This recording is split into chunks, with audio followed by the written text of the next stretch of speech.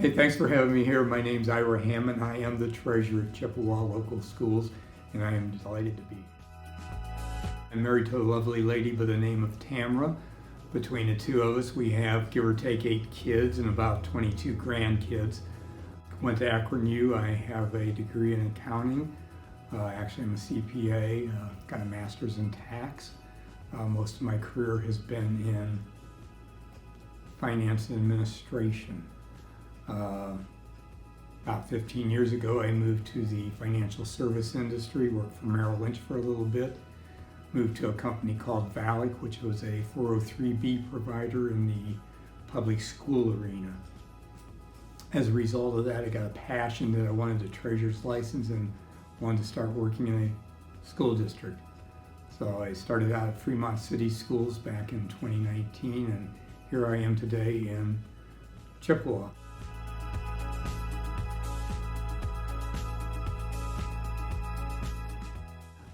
One of the things that impresses me with this community is the fact that the school and the community almost seem to be intertwined as one big group, one community.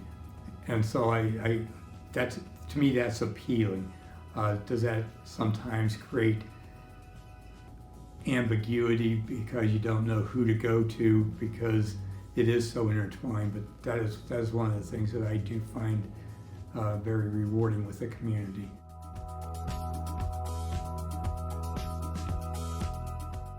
So permanent improvement funding is an animal all of its own. So to talk about permanent improvement, you almost have to have some knowledge about school financing. And I will try to be very brief because I could spend 10, 15, 20 minutes talking about that. But we have our general fund, which in the accounting world or the finance world, we call that our 001 fund. We call the permanent improvement fund our 003 fund. Generally, when we talk numbers, we're talking about the general fund. Permanent improvement fund is a separate fund approved by the state that allows for collection of money to go toward the permanent improvement of the facilities of our district. It could be real property, it could be personal property, it could be books in the classroom where you're doing a whole series of books and paying $30,000, $40,000, $50,000. So it's typically something that has a lifespan of at least 5 years or longer.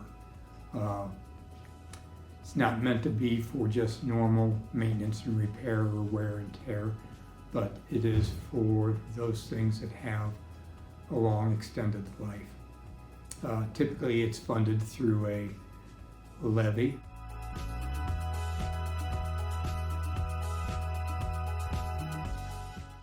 But apparently at some point there was a 1.9 mil levy out there for our permanent improvement fund. When we decided, or when the district decided to get rid of an old school building, build a new junior, senior high, that fund was no longer approved.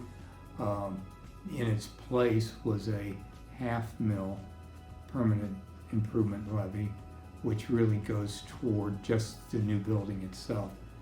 And a big piece of that gets transferred out of that 003 or that permanent improvement fund to facility maintenance fund. When that 1.9 mil was defeated, we started not having the funds we needed to maintain our buildings.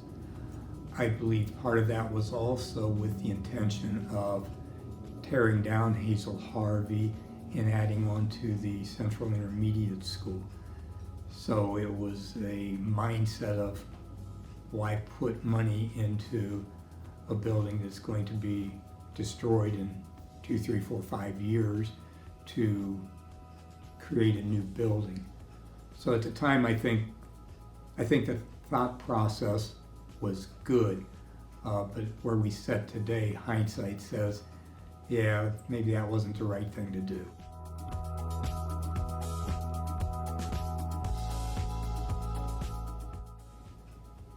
We have talked about bringing back on the table a PI levy. In fact, we had one in the spring, kind of disappointing from my perspective. It was defeated by approximately a 2-to-1 vote, and it was only $0.5 mil, it was $18 a month.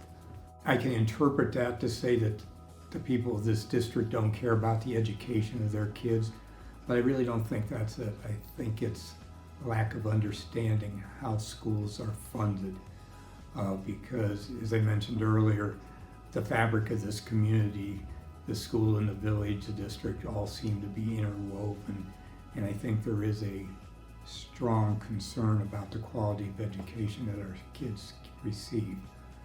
So we're continuing to look at that, we're continuing to evaluate, but at some point we need to fix the issues at Hazel Harvey, whether that's via taking that building down and adding on to CIS, or a new standalone building, which is probably not the more prudent way to approach it today. But those are things that we're looking at, and we're just trying to weigh options, trying to figure out what is the district willing to support.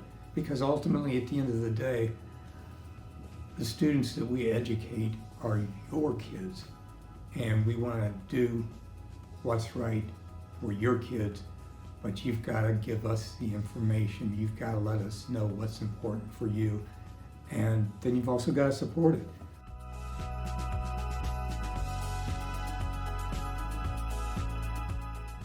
And I'm going to regress a little bit to school financing. It's very difficult for us today to manage, because we never know how much we're going to get from the state on any given annual basis. We're coming to the end of a biennium from the state. We're very concerned about what that's going to look like for the next 2 years. We just went through 2 years that started with a very radical mindset.